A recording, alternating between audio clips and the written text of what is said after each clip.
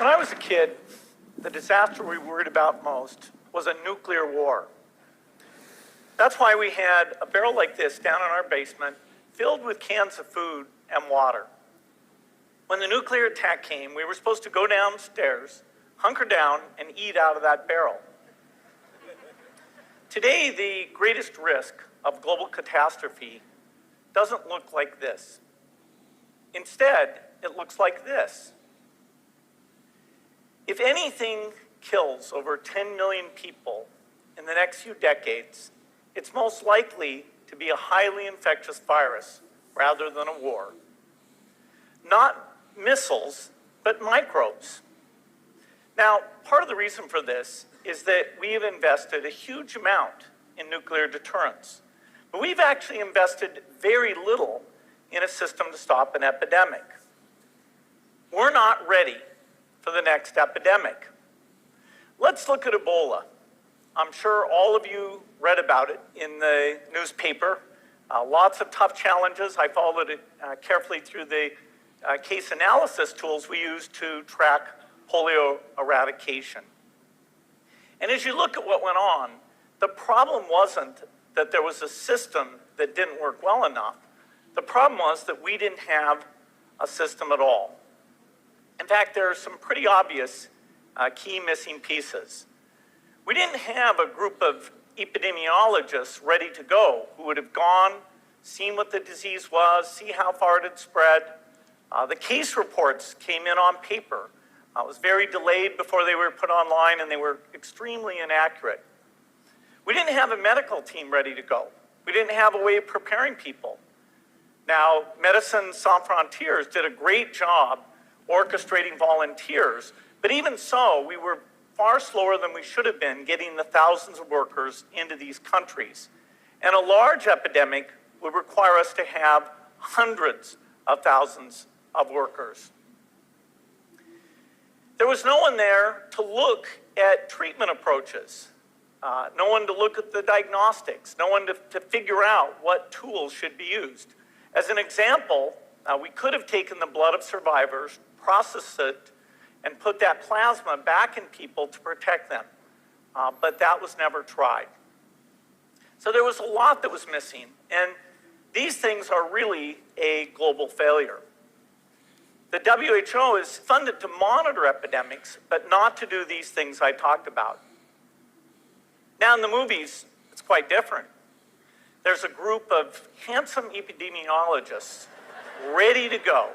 They move in, they save the day, but that's just pure Hollywood. The failure to prepare could allow the next epidemic to be dramatically more devastating than Ebola. Let's look at the progression of Ebola over this year. About 10,000 people died, and nearly all were in the 3 West African countries. There's 3 reasons why it didn't spread more. The first is there was a lot of heroic work by the health workers. They found the people and they prevented more infections. The second is the nature of the virus. Ebola does not spread through the air. And by the time you're contagious, most people are so sick that they're bedridden.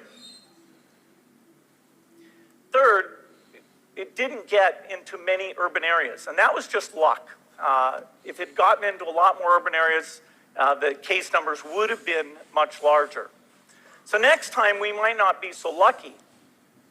You can have a virus where people feel well enough while they're infectious that they get on a plane or they go to a market. The source of the virus could be a natural epidemic like Ebola, or it could be bioterrorism. And so there are things that would literally make things 1,000 times worse. In fact, let's look at a model of a virus spread through the air like the Spanish flu back in 1918. So here's what would happen. It would spread throughout the world very, very quickly. And you can see there's over 30 million people die from that epidemic. So this is a serious problem. We should be concerned. But in fact, we can build a really good response system. We have the benefits of all the science and technology that we talk about here. We've got cell phones to get information from the public and get information out to them. We have satellite maps where we can see where people are and where they're moving. We have advances in biology that should dramatically change the turnaround time to look at a pathogen and be able to make drugs and vaccines that fit for that pathogen. So we can have tools, but those tools need to be put into an overall global health system, and we need preparedness. The best lessons, I think, on how to get prepared are, again, what we do for war. For soldiers, we have full-time waiting to go. We have reserves that can scale us up to large numbers. NATO has a mobile unit that can deploy very rapidly. NATO does a lot of war games to check, are people well-trained? Do they understand about fuel and logistics and the same radio frequencies? So they are absolutely ready to go. So those are the kinds of things we need to deal with an epidemic. What are the key pieces? First is we need strong health systems in poor countries. That's where mothers can give birth safely, kids can get all their vaccines, but also where we'll see the outbreak very early on.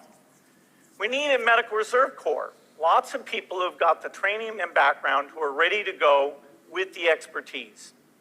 And then we need to pair those medical people with the military, taking advantage of the military's ability to move fast, do logistics, and secure areas. We need to do simulations, germ games, not war games, so that we see where the holes are. The last time a germ game was done in the United States was back in 2001, and it didn't go so well. So far, the score is germs 1, people 0. Finally, we need lots of advanced R&D in areas of vaccines and diagnostics. There are some big breakthroughs, like the adeno-associated virus, that could work very, very quickly. Now, I don't have an exact budget for what this would cost, but I'm quite sure it's very modest compared to the potential harm. The World Bank estimates that if we have a worldwide flu epidemic, global wealth will go down by over $3 trillion, and we'd have millions and millions of deaths. These investments offer significant benefits beyond just being ready for the epidemic. The primary health care, the R&D, those things would reduce global health equity and make the world more just as well as more safe. So I think this should absolutely be a priority. There's no need to panic. We don't have to hoard cans of spaghetti or go down into the basement, but we need to get going because time is not on our side. In fact, if there's one positive thing that can come out of the Ebola epidemic, it's that it can serve as an early warning, a wake-up call to get ready. If we start now, we can be ready for the next epidemic. Thank you.